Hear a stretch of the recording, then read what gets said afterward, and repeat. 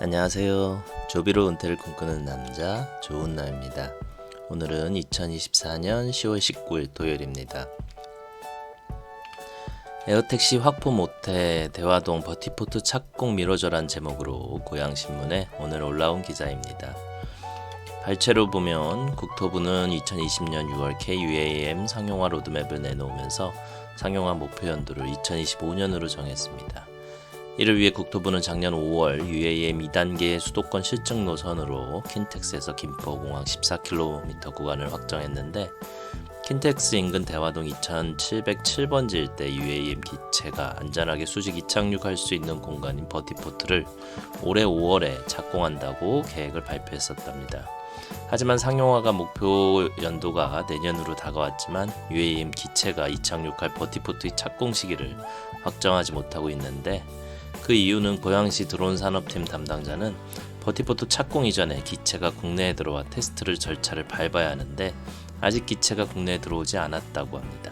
기체가 길격이나 하중에 따라 버티포트의 설계가 달라지게 된다고 설명합니다. 고양시는 킨텍스 인근 버티포트 시험 가동할 기체 모델을 미국 이브이톨 항공개발사 조비 에비에이션에 제작한 모델이 가능성이 높다라고 하며, 조비사는 UAM 기체의 안정성에 대한 인증 절차를 가장 빨리 밟고 있는 회사다라고 언급하고 있습니다. 사진 속에 버티포트 위치가 딱 지정되어 있네요. 조비 기체 한 대가 우리나라에 오고 있는 중인데 이거 한 대 가지고는 안 되겠을 것 같습니다. 조비는 SK텔레콤의 S4 한 대를 얼마에 넘겨줬을지 전 매우 궁금합니다. 500만 달러가 될지 600만 달러 정도 받을 수 있을지. 조비가 2024년 올해 말 12월까지 S4를 산타크루즈 마리나 공항 공장에서 월 한 대를 생산하겠다는 목표를 가지고 있다고 가장 최근까지 이야기하고 있는데, 만약 이게 현실화되면 2025년에 한 해 동안은 최소 12대 이상, 더 속도가 붙으면 그 이상도 가능한데, 한 대당 500만 달러로 보수적으로 계산하면 25년도 1년 동안 최소 6천만 달러의 매출이 나오는 거라서 오를 듯 못 오르는 주가에 아주 긍정적인 영향을 줄 수 있을 것 같은데 기대해 보겠습니다. 다음 기사는 오늘 올라온 것인데, 조비 에비에이션의 에어택시가 어떻게 만들어지는지 살펴보세요 라는 제목으로 C넷에 방금 전에 올라왔습니다. 부제로 조비 에비에이션의 복합재 제조 공정을 살펴보겠습니다 라고 되어 있으며, 사진으로 주로 설명이 되어 있는데 18장의 사진이 많이 있습니다. 사진 위주로 따라가면서 보겠습니다. 첫 번째 사진은 경락고에 있는 생산 라인에서 만들어져 이미 시험 비행 중인 S4의 N541JX의 사진입니다. 2번 사진은 조비 프로펠러들을 보여주고, 프로펠러는 탄소 섬유로 만들어졌으며 티타늄 플러그가 있습니다. 5개의 프로펠러가 에어택시 주변의 로터에 놓여 있으며, 이 로터는 비행 단계에 따라 90도 기울어집니다. 그림과 같이 호버 구성에는 프로펠러가 위로 향하고 비행 모드에는 앞으로 향하도록 바뀝니다. 세 번째 그림은 승객과 4명, 조종사 1명을 설명하고, 네 번째 조종사 교육, 이 시뮬레이터의 비행 시간을 포함하여 조종사를 위한 교육 과정을 제공한다고 설명하고, 사진에 나온 교육 책임자는 피터 윌슨, 그는 F-35B 프로그램의 전 수석 시험 조종사였다고 합니다. 다섯 번째는 탄소 섬유. 조비아 복합 항공기 부품은 모두 탄소 섬유로 시작을 하고, 기술자가 탄소 섬유 스트립을 원재료 상태로 배치하고 있는 모습입니다. 여섯 번째 사진은 조각 조립. 탄소 섬유 시트에서 개별 부품을 조각을 잘라낸 후 적층 공정으로 들어간다고 합니다. 일곱 번째는 적층 공정. 모든 탄소 섬유 조각 레이어는 기술자가 적층할 수 있도록 키트로 조립된다고 하고, 여덟 번째 사진은 더 큰 구성 요소도 적층된다고 합니다. 여기서 기술자 팀이 더 큰 항공기 부품을 적층하기 위한 작업을 하고, 천장에서 레이저를 쏘아서 각 층이 어디에 위치해야 하는지를 투사한답니다. 아홉 번째는 라미네이션에 대한 확대 장면이고, 열 번째, 작업 중인 기술자. 조비의 라미네이션 부분 기술자 중 한 명이 구성 요소를 작업하고 있는 모습이랍니다. 11번째는 자동 섬유 배치. 이것은 탄소 섬유의 개별 가닥과 날개 같은 더 큰 부분에 배치하는 자동 섬유 배치 기계입니다.